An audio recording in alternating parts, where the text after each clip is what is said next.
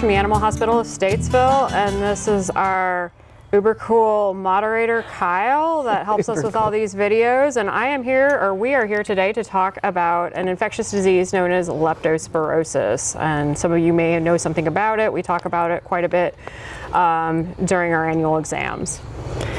So we're in an environment that kind of, it's an environment that you would probably want your dog vaccinated for leptospirosis in. Yep. It's beautiful, but there's hidden fun in it, I guess you could say. So leptospirosis is a bacteria that needs moisture for survival. So we tend to see it in moist environments like stagnant water, ponds, lakes, puddles, things like that, swampy areas.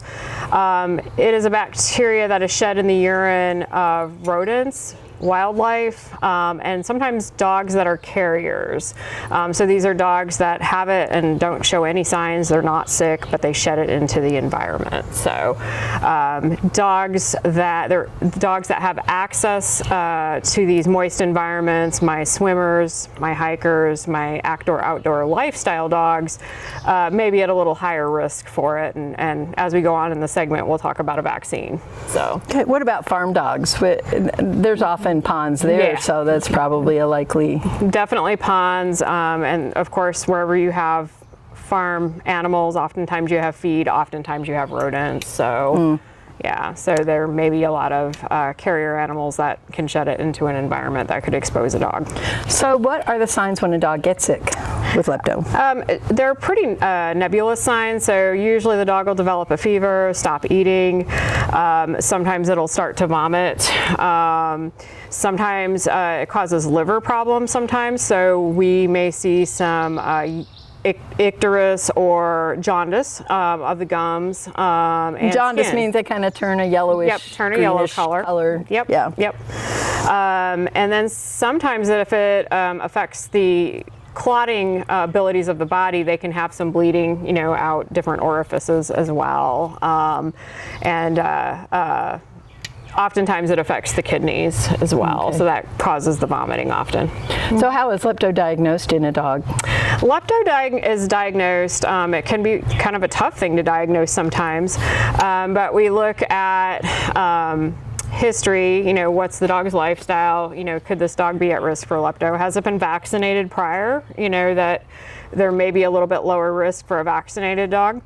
But oftentimes there is an antibody test that can be done that sometimes a negative test doesn't necessarily mean it doesn't have lepto, but a positive test just increases that suspicion as well. There's also like what's called a PCR test, which is testing for bacterial DNA in the urine. And then sometimes we just do a treatment trial, just if we have a high index of suspicion, and so we end up treating the dog and see how it responds. So how is lepto treated? Lepto is treated with hydration, so these pets are incredibly sick, so we try to hydrate them. Oftentimes lepto affects the kidneys, so we want to definitely flush the kidneys a little bit and help them basically get over the damage they're sustaining from this bacteria. And then it's treated with an IV antibiotic initially, just to kind of initially kill the bacteria and get the dog feeling better. And once the dog starts to feel better, we send home antibiotics by mouth, which are often a different antibiotic. Doxycycline is one you may hear, which breaks the carrier state. Because some of these guys, once they've been infected, they can be persistently infected and be a carrier. So they get over the disease, but they still shed it in small amounts into the environment. In which that means that they're infecting an environment which can infect another dog or a person, as well. Can they reinfect themselves as well once they've become a carrier? Does that mean that they don't get it anymore? I don't know for sure, but that's probably unlikely. Once they become a carrier, they're kind of immune to it to some degree. So, Okay. you know, they're just shedding it, but they don't get sick. So what is the prognosis? the prognosis is pretty good once we get it diagnosed and get them treated early. The longer the disease goes on, the more damage happens to the kidneys, even the liver. And so some of that damage can be permanent if it's later on in the disease course. You know, and these dogs, for instance, can have like a chronic renal failure later on, which can shorten their lifespan. But typically it's a good prognosis if caught early. So. Okay. How can it be prevented, or can it be prevented? Yeah, so as far as lepto has like 200 species of bacteria. So there's a vaccine available which basically gives the dog an immune boost against the most common 4 that are going to affect a dog. And so usually once the dog's been vaccinated, the immunity is pretty short-lived. It's a yearly vaccine that we recommend after a booster series. That it's less likely that that dog will become sick from lepto. There is the possibility they could become infected and potentially be a carrier. I'm not sure what the statistics are in that. I think it's probably fairly low, but definitely your dog's probably unlikely to get really sick from it. However, it's only the 4 common species, so there's no cross immunity for some of the other ones that it might get exposed to. Well, I know we used to have a distemper, and it also had lepto in it, like 2 strains of lepto, and then we went from that to the lepto the 4 vaccine that we use now. Yep. So Yep. covers them a little better than. Yeah, it's a broader coverage for sure. And I think right now, you know, those are still the most common serovars or whatever that you know dogs are exposed to. So Okay. So can humans get lepto? yeah, so lepto is considered a zoonotic disease, so that means a disease that we can get from an animal. And so our dogs, our infected dogs, could be a reservoir for us.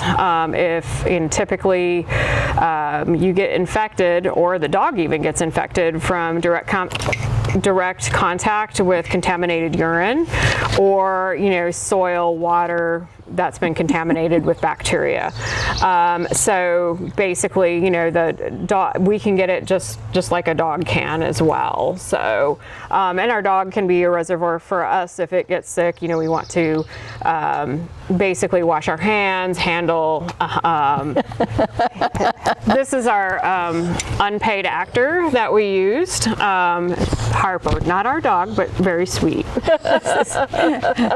Yes, Dr. Cooney's dog volunteered for this, or was volunteered for this, and she's wet. So yes, she has a lifestyle that makes her maybe a little more susceptible to lepto. Hence, she is vaccinated. So no, we didn't have an accident. Yes, no.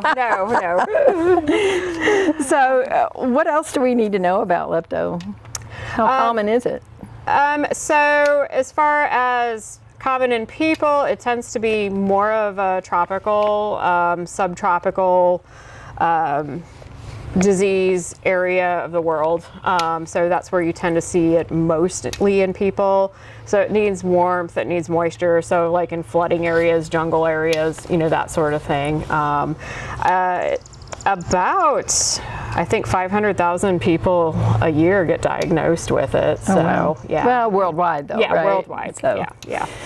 Okay. I think it's sporadic in the United States as far as geographic locations. Here in the southeast, where it's hot, humid, and where we're having more moisture, there may be more of it around. So. I think the only person I've heard of having it was a veterinary technician. Yeah, and hence, we are very careful when we're handling urine. We're wearing gloves. We're cleaning up. And if we have a dog we suspect that could be infected with lepto too, we have that conversation with our owners. So, and I would definitely, encourage you at your annual vaccine appointments. If you watch this video, you're not sure about your dog's lifestyle, ask us about it, and we can we consider this vaccine for lepto a lifestyle vaccine. We can kind of talk to you and look at the lifestyle and decide, is your dog a candidate for it? Because there's some dogs that just don't really have an active outdoor lifestyle. So, Yeah, we Probably have a not. pond. My dog doesn't usually go in it because we have the Loch Ness turtle that will eat That's eat right. her. But we do vaccinate her for lepto every year, so Yeah. just to be sure. Now, can lepto kill a dog or a person? Yeah, as far as people, I would think they probably could. But yes, it can kill a dog if they go untreated. It becomes, I would say, fairly rapidly fatal. The treatment's pretty straightforward, though. So that's good. It's a very treatable disease if we catch it early, and I'm guessing it's the same with people. Okay. Yeah. Well, I hope you Wrap it up. enjoyed our Leptospirosis segment, and we look forward to having some more. Thank you. our Lakeside Talk. Lakeside Talks.